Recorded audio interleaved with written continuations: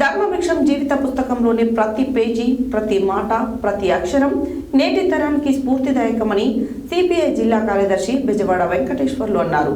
Comrade Bommagani Dharma Bhiksham 102వ జయంతి సందర్భంగా గురువారం సూర్యాపేట జిల్లా కేంద్రంలోని ఆయన విగ్రహానికి పూలమాలలు వేసి ఘనంగా నివాళులర్పించారు. కామ్రేడ్ బొమ్మగాని ధర్మభిక్షం 102వ జయంతి సందర్భంగా గురువారం సూర్యాపేట జిల్లా కేంద్రంలోని ఆయన విగ్రహానికి సిపిఐ జిల్లా కార్యదర్శి బెజవాడ వెంకటేశ్వర్లు పూలమాలలు వేసి ఘనంగా నివాళులర్పించారు.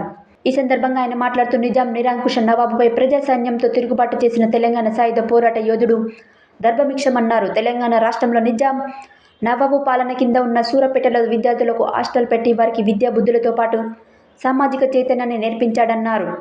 నిజాం నవాబుకు వ్యతిరేకంగా పోరాటాలు చేసిన ఘనత ఆయనదే అన్నారు. గీత పనివారల కార్మికుల సమైక్యతను స్థాపించి స్వచ్ఛమైన ప్రకృతి పానీయమైన కళ్ళును ఆహార పానీయమని విటమిన్ల పోషక పదార్థాలు కలిగిన కళ్ళును రక్షించుకోవాలని ఆయన చేసిన ఉద్యమం నేటి తరానికి ఆదర్శనీయమన్నారు. ప్రతి ఒక్కరూ ఆయన ఆదర్శాలను స్ఫూర్తిగా తీసుకొని ఆయన ఆశయ సాధనకు కృషి చేయాలని కోరారు. ఈ కార్యక్రమంలో సిపిఎం జిల్లా కార్యదర్శి మల్లు నాగార్జునారెడ్డి, సిపిఐ ఎంఎల్ జిల్లా కార్యదర్శి మండారి డేవిడ్ కుమార్, సిపిఐ రాష్ట్ర కౌన్సిల్ సభ్యురాలు అనంతుల మల్లేశ్వరి, గీతా పనివారల రాష్ట్ర కార్యదర్శి బొమ్మగాని శ్రీనివాస్, పట్టణ కార్యదర్శి బూర వెంకటేశ్వర్లు, ములకలపల్లి రాములు, ఏఐటియుసి ప్రాంతీయ కార్యదర్శి నిమ్మల ప్రభాకర్, మట్టంపల్లి సైదులు, ఖమ్మంపాటి రాము, దికొండ శ్రీనివాస్, రేగటి లింగయ్య, బూర రాములు, పొలగాని రవి, గోపగాని రవి, వాడపల్లి గోపి, వాడపల్లి ప్రభాకర్త తదితరులు పాల్గొన్నారు.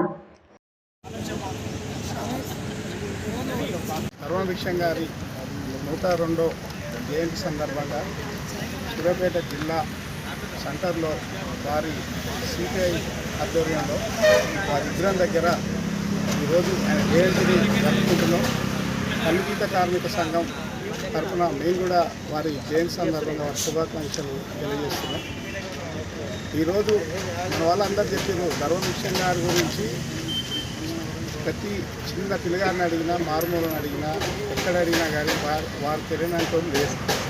ఎందుకంటే వారి నేపథ్యం, వారి పోరాటం, వారి ఉద్యమం, వారు నిరంతరం ఎర్రజెండా ఆధ్వర్యంలో తన జీవితాన్ని కూడా మర్చిపోయి, తన పిల్లిని, తన వాళ్ళని, కుటుంబాన్ని అందరినీ మర్చిపోయి కూడా ప్రజల కోసం నిరంతరం చివరి దాకా కూడా పోరాడిన వ్యక్తి ధర్మభిక్షం గారు.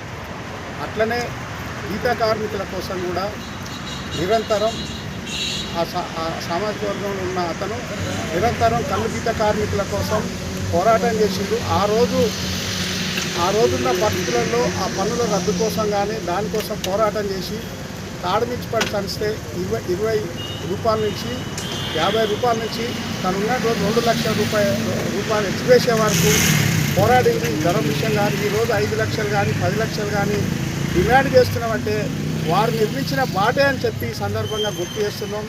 మహనీయుల బాటలు నడపడమే నిజమైనటువంటి వారికి జన్మదినం శుభాకాంక్షలు. వాళ్ళ ఆశయాల బాటలు మన అందరం కూడా కనడదాకా నడవాలి.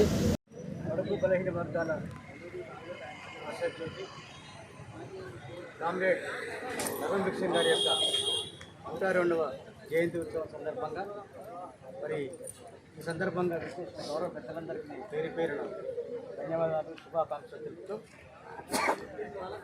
మన ధర్మభిక్షం గారి యొక్క త్యాగాలను, వారు చేసిన పోరాట త్యాగాలను కూడా మనం అందరం కూడా నెమరు వేసుకొని వారి ఆశయ సాధనలో ముందుకు పోతూ భవిష్యత్తులో వచ్చే విద్యార్థి లోకాన్ని కూడా వారి యొక్క విషయాలను, వాళ్ళ యొక్క పోరాటాన్ని, పటిమను తెలియాల్సిన అవసరం ఉందని చెప్పి భావిస్తున్నాను. వారు వీర తెలంగాణ విప్లవ పోరాటంతో మొదలు పెడితే ఈరోజు తను పుట్టిన ఒక కులవృత్తిని, తన కుటుంబం ఏంది, తన కుల విధానం గీతా కార్మికుల సంఘాన్ని కూడా దేశంలో ఉన్న ప్రప్రదంగా మరి స్థాపించిన వ్యక్తి మహానీయుడు.